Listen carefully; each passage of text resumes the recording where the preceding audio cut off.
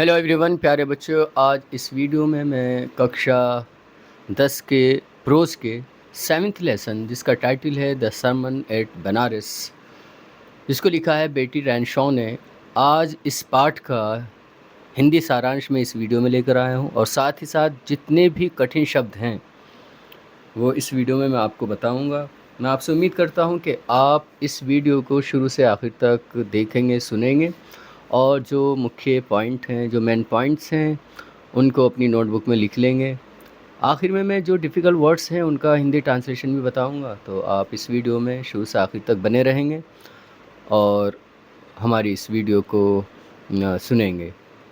मैं शुरू कर रहा हूं कि गौतम बुद्ध का जन्म 563 ईसा पूर्व में हुआ था। उनका जन्म एक शाही परिवार में हुआ था। वे एक राजकुमार था। उसका नाम सिद्धार्थ गौतम था। 12 साल की उम्र में उसे स्कूली शिक्षा के लिए भेजा गया। उसने सारे पवित्र हिंदू धार्मिक ग्रंथों का अध्ययन किया। वह 4 वर्ष बाद लौटा। 16 वर्ष की उम्र में उसकी शादी एक राजकुमारी से हुई। उनका एक बेटा हुआ। 10 साल तक इस युगल ने या इस जोड़ी ने बड़ी प्रसन्नतापूर्वक जीवन व्यतीत किया। सिद्धार्थ को अब तक संसार के दुखों से, परेशानियों से दूर रखा गया था, मगर अब वह 25 साल का था तो सिद्धार्थ ने एक बीमार व्यक्ति को देखा, फिर एक बूढ़ा व्यक्ति देखा और फिर उसने एक शव यात्रा देखी। अंत में एक भिक्षु देखा जो भीख मांग रहा था। ये उसका जीवन की वास्तविकता से पहला साक्षात्कार था। इन दृश्यों ने उसे उदास कर दिया कि उसने सांसारिक सुखों को त्याग देने का प्रण कर लिया। उसने अपने विचार को, अपने परिवार को छोड़ दिया और भिक्षु बन गया। वह संसार में आध्यात्मिक ज्ञान की खोज में निकल पड़ा। सिद्धार्थ गौतम 7 साल तक ज्ञान और सच्चाई की खोज में भटकता रहा। अंत में वह मनन करने के लिए एक वट वृक्ष के नीचे बैठ गया। उसने प्रण किया कि वह वहाँ पर तब तक बैठा रहेगा जब तक उसे ज्ञान की प्राप्ति नहीं हो जाती। 7 दिन के बाद उसे आध्यात्मिक ज्ञान मिला। उसने उस वृक्ष का नाम बोधि वृक्ष रख दिया, अर्थात ज्ञान का वृक्ष।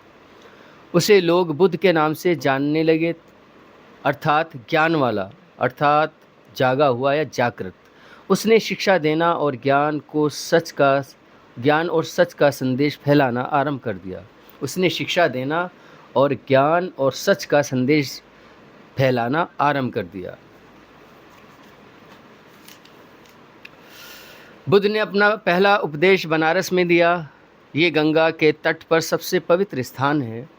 उसका पहला उपदेश रहस्यमयी कष्ट अर्थात मृत्यु के बारे में उसके ज्ञान को दर्शाता है। इसमें बुद्ध मृत्यु की सार्वभौमिकता के बारे में बताता है, जो कि अटल है और उससे बचा नहीं जा सकता। किसा गौतमी नाम की एक स्त्री का एकमात्र बेटा था, इकलौता बेटा था। एक दिन उसके बेटे की मृत्यु हो गई। वह चाहती थी कि उसका बेटा फिर से जीवित हो जाए। वह चाहती थी कि कोई ऐसी औषधि मिल जाए, एक ऐसी दवाई मिल जाए जो उसके बेटे को जीवित कर दे। लोगों ने उसे पागल कहा। आखिर उसे एक आदमी मिला। उसने उसे सलाह दी कि वह गौतम बुद्ध से मिले। वह बुद्ध के पास गई और उससे प्रार्थना की कि वह उसके पुत्र को पुनर्जीवित कर दे, कोई औषधि दे दे ताकि उसका बेटा फिर से जी उठे। काफ़ी गहरे विचार के बाद बुद्ध ने उससे कहा कि वह एक मुट्ठी भर सरसों के बीज ले आए, मगर एक शर्त रख दी। उसे सरसों उस घर से लानी थी जहाँ कोई भी व्यक्ति नहीं मरा था। गौतमी सरसों लाने के लिए घर घर गई।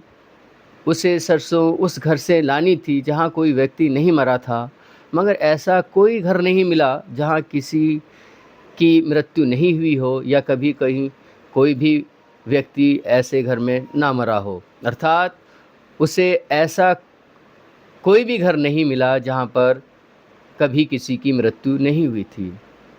शाम तक वह उदास हो गई और थक गई। उसने शहर की रोशनियाँ देखीं। शीघ्र ही रात का अंधेरा हो गया। अब उसने मनुष्यों के भाग्य के बारे में सोचा। अब उसने महसूस किया कि मौत अवश्यंभावी है, हम में से कोई भी नहीं बच सकता। वे बुद्ध के पास लौट आई और उससे आशीर्वाद मांगा। अपने उपदेश में बुद्ध ने उसे बताया कि हमारा जीवन संक्षिप्त और कष्टपूर्ण है। हर प्राणी जो जन्मा है, जो जन्म लेता है, उसे मरना ही है। कुम्हार द्वारा बनाया गया बर्तन स्थायी नहीं होता, एक दिन इसे टूट जाना है। इसी प्रकार हर व्यक्ति को मरना है। मौत किसी को नहीं छोड़ती। कोई पिता अपने बच्चों को नहीं बचा सकता। जब कोई प्रिय मरता है तो हर व्यक्ति रोता है, मगर रोने से मरा हुआ व्यक्ति वापस नहीं आता है। इसलिए मौत और कष्ट अटल है। अक्लमंद व्यक्ति अफसोस नहीं करते, क्योंकि सच को जानते हैं। रोने से मन को शांति नहीं मिलती। इसके विपरीत विलाप करने से व्यक्ति की पीड़ा बढ़ जाती है, परेशानियां और बढ़ जाती है। उसके शरीर को भी कष्ट होता है। वह व्यक्ति जिसने अपने दुख पर काबू पाना सीख लिया, उसे मन की शांति मिलती है। जिसने अपने दुख पर काबू पा लिया है, उसे आशीर्वाद मिलता है। प्यारे बच्चों, ये इस पाठ का, जिसका टाइटल है द सरमन एट बनारस, जिसको बेटी रैनशॉ ने लिखा है, उसका हिंदी सारांश में भी आपके सामने प्रस्तुत कर रहा था। अब मैं इस पाठ में आए कठिन शब्दों का हिंदी अर्थ बताते हुए इस वीडियो को पूरा करूँगा। पहला शब्द है सैक्रेड, जिसका अर्थ होता है पवित्र, इंग्लिश में बोलते हैं पायस। स्कल्पचर का अर्थ होता है धार्मिक पुस्तकें, रिलीजियस बुक। बी फिटेड का अर्थ होता है उचित होना, रॉयल्टी, शाही परिवार। हेयरटोफोर का अर्थ होता है तब से, अर्थात हेयरटोफोटो का अर्थ होता है तब तक, अर्थात टिल देन। शील्डेड का अर्थ होता है रक्षा की, प्रोटेक्टेड। और चांस अपॉन का अर्थ होता है संयोग से देखा, सा बाई चांस। फ्यूनरल प्रोसेशन का अर्थ होता है शव यात्रा। और मॉन्क का अर्थ होता है भिक्षु। आर्म्स का अर्थ होता है भिक्षा, बैगिंग्स। एनलाइटमेंट का अर्थ होता है आध्यात्मिक ज्ञान। विटनेस का अर्थ होता है देखा या गवाह होना। और वोट का अर्थ होता है कसम खाना। प्रीच का अर्थ होता है धार्मिक उपदेश को बोलते हैं, उपदेश दिया। टिपलिंग या पैसेज का अर्थ होता है नहाने के स्थान को बोलते हैं, टिपिंग प्लेसेस। टिप का मतलब गोता लगाना, डुबकी लगाना, और प्लेसेस स्थान को बोलते हैं। इसके अलावा वर्ड है प्रिजर्व का अर्थ होता है रक्षा करना। रिफ्लेक्ट का अर्थ होता है दिखाना। इनस्क्रूटेबल का अर्थ होता है रहस्यपूर्ण। एटलाइन का अर्थ होता है अंत में। फिजिशियन, डॉक्टर, हकीम को बोलते हैं। रिपेयर्ड का अर्थ होता है गया, वेंट। और मस्टर्ड सीड, सरसों के बीज की बात हो रही है, सरसों के दानों की। प्रोक्योर का अर्थ होता है प्राप्त करना, गेट, पाना या प्राप्त करना। ग्रीफ, दुख या सोरो को बोलते हैं। वियरी, थका हुआ, टायर्ड को बोलते हैं।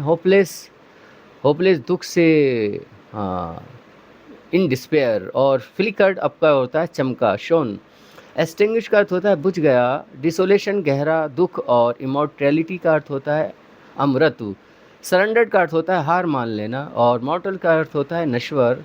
अर्दन वेसल का अर्थ होता है मिट्टी का बर्तन। पॉटर, कुम्हार को बोलते हैं। ओवरकम, नियंत्रित करना या विजय प्राप्त करने को बोलते हैं। और इसके अलावा डिपार्ट का अर्थ होता है चले जाना, रुखसत हो जाना। किन्समैन, रिश्तेदार को बोलते हैं। मार्क का अर्थ होता है देखना, कंट्रोल्ड बाय, हाँ। इसके अलावा मार्क का अर्थ होता है देखना। और लैमेंटिंग का अर्थ होता है अफसोस करना, ग्रीविंग जिसे बोलते हैं। स्लॉटर का अर्थ होता है वध करना, किल करना। और अफेक्टेड विथ का अर्थ होता है पीड़ित होना, अफेक्टेड बाय। और डिके का अर्थ होता है डिके, पतन होने को बोलते हैं या सड़ने को भी बोलते हैं। पेल का अर्थ होता है पीला पड़ जाना। और कंपोज का अर्थ होता है शांत, कंट्रोल्ड। ब्लेस का अर्थ होता है जिसे आशीर्वाद प्राप्त हो। प्यारे बच्चों, अभी मैंने इस वीडियो में आपके सामने 7वें लेसन, जो प्रोज का आपका 7वां लेसन है, जिसका टाइटल है द सरमन एट बनारस, उसका हिंदी सारांश आपके सामने रखा। कठिन शब्दों का हिंदी अनुवाद भी आपको बताया। मुझे उम्मीद है कि इस लेसन के मुख्य बिंदुओं को आपने अपनी नोटबुक में लिख लिया होगा। आज की इस वीडियो में इतना ही। Thank you.